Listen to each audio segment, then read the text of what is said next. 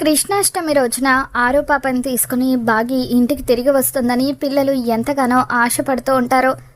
ఇంటి ముందు డెకరేషన్ చేస్తూ కృష్ణుడి పాదముద్రలు వేస్తూ ఉంటే ఇదంతా చూస్తున్న మనోహరి కోపంతో రగిలిపోతూ ఉంటుంది.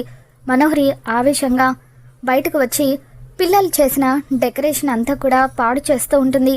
వాళ్ళు గుమ్మాలకు కట్టిన తోరణాలను పీక్ పడేస్తూ వాళ్ళు ఎంతో ఇష్టంగా వేసిన ముగ్గులను కాలితో చెడుపుతూ పాడు చేస్తుంది. ఇక దాంతో ఏంటంటే మీరు చేస్తుంది అని చెప్పి పిల్లలు మనోహరిని అడుగుతూ ఉంటారు. దాంతో చదువుకోకుండా ఏంటి ఈ ఆటలు అని చెప్పి మనోహరి వాళ్ళ మీద మండిపడుతూ ఉంటే ఆ మాట చెప్పడానికి అసలు మీరెవరు, మీకేం అధికారం ఉందని అని చెప్పి రాథోడ్ మండిపడుతూ ఉంటాడు.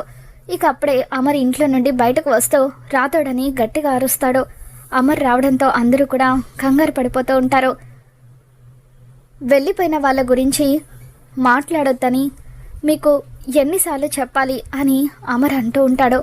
అది కాదు డాడ్ అని చెప్పి అమ్మ అంటూ ఉంటే ఇంకెప్పుడు కూడా మీరు వెళ్ళిపోయిన వాళ్ళ గురించి తలుచుకోకూడదు అని చెప్పి అమర్ చాలా సీరియస్గా అంటూ ఉంటే అప్పుడు మనోహరి అమర్ మాటలు విని చాలా హ్యాపీగా ఫీల్ అవుతూ ఉంటుంది. మరోవైపు ఆరు పాప కృష్ణుడి గెటప్ వేసుకొని కోలాటం ఆడుతూ ఉండడంతో ఆరు పాపను చూసి బాగి ఎంతగానో మురిసిపోతూ ఉంటుంది.